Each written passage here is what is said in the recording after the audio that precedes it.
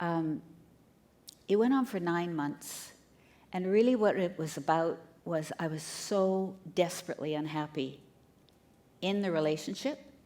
There was so much tension, so much anger coming at me, so much. I wasn't supported in the way I needed to be supported. I had 3 kids and a workaholic husband who was angry at me a lot. So I took everything personally because that's kind of what women do. Men tend to blame and women tend to take it on. I certainly did, and I just thought I was going crazy.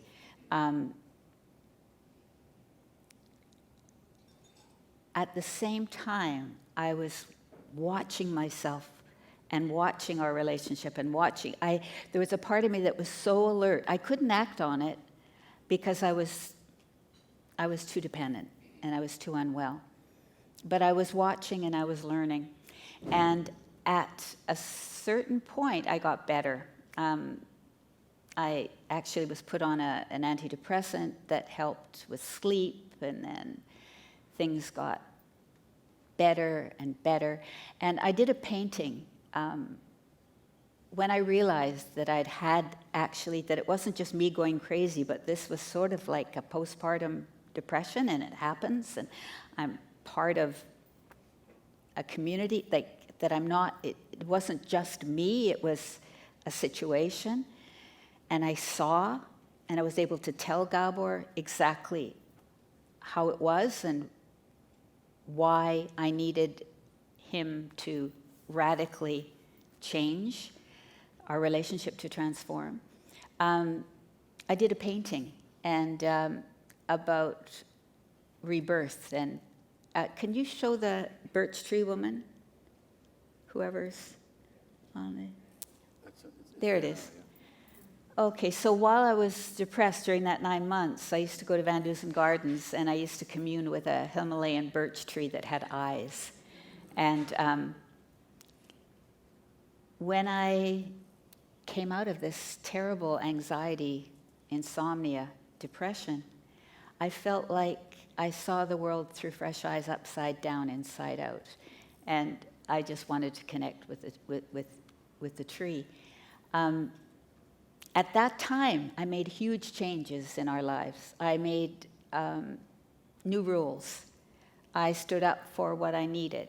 I was able to speak about all the things all the imbalances and all the things that I wouldn't live with anymore. And we transformed our marriage. We bought a property on Hornby Island, I wanted it, because I felt our family needed the balance. I wasn't waiting for my husband to come along. I just took charge at that time. And it's been 55 years. Okay, so I get stronger and clearer and freer every week. Because we had a huge blow up like a week ago, as Gabor said, and we thought, how are we going to do this conference?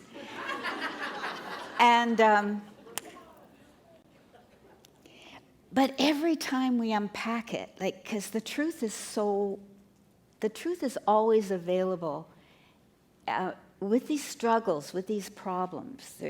There's something to be learned. It means that there's our light, and then there's a block. There's something blocking the truth, which is the love between us.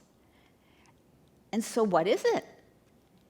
And we're developing skills still as we go along in terms of listening and speaking to each other. But I had an insight just this last 2 weeks about the space between us in a relationship. There's me, there's you, and your partner. And then between us, there's a space. And if there's a boundary that's so strong that we can't connect with each other, that's not going to work. And if we're fused, that's going to be terrible. But what about this space where my energy and your energy combine, how do we take care of that space? What do we put in it? How do we communicate and talk to each other so that the words I put into the space are going to reach you? You're going to be able to hear them. You're not going to feel attacked. And what you say and how you say it and your tone is going to actually reach me. And we've been playing with this idea of checking in to see what's the energetic space like between us today, right now. And it changes by the minute. Sometimes Gabor's face goes still, like that still face experiment. It affects me. I don't know exactly why, but all of a sudden the energy there's no more energy. And if I can say, actually, I'm feeling at the moment uncomfortable because I don't feel like you're getting me or you're mirroring me, you're far, the energy's gone. Or if I just call attention to it, I can bring it back. And Gabor will appreciate that and say, oh yeah, actually I was. And vice versa. If I say something that's disrespectful or if I'm, and I can be critical, and he's hurt, he needs to let me know, he needs to put that information into the space in a way that I can hear it. And then, oh yeah, I'm sorry, I did do that. I was being like my mother there. I was being disrespectful. Okay, so I've talked about that. Shall I tell you what you should talk about? No. No, I'm just, listen folks, I really have come to trust my gut feelings. I've come up here with absolutely no idea what I was going to say. If I had to plan a talk the way Gabor planned a talk, I couldn't have, because my brain doesn't work that way. My brain is extremely I have a very feminine way of everything kind of in relationship. It's not linear, so I can't plan things. But I have a sense that my life, my experience is like a well. And if I come to it, I can pull it up. And I would love for each of you to have that sense of trusting the well. Because we have so much wisdom and so much love in us. And our brains and our stories and our beliefs often, our traumas, our traumatic imprints, they get in the way. But we need to actually get still enough so that all of the debris or the Sediment? The sediment. If you take some water and you put in it all of the bits of dirt and stuff, which is like the experiences that we collect during our lives, just the stuff, the pollution of things that happen that shouldn't happen, or things that didn't happen that shouldn't have, or all the pain that we have, and you shake all that up, you get mud, or it's not clear. It's not clear. But if you actually have the faith that there's a well there, there's water, there's depth, and you let it settle, it settles, and you've got the clarity.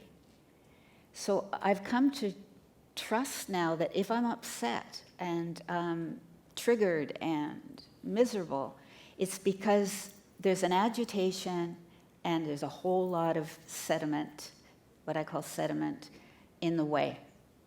And I just have to let it settle. I have a quote here that I love. It's the only thing I wrote down. From The Little Prince by Antoine de Exupéry, right? And now, here is my secret, a very simple secret. It is only with the heart that one can see rightly. What is essential is invisible to the eye. So you can be sure that you're looking at your partner and seeing, a beast.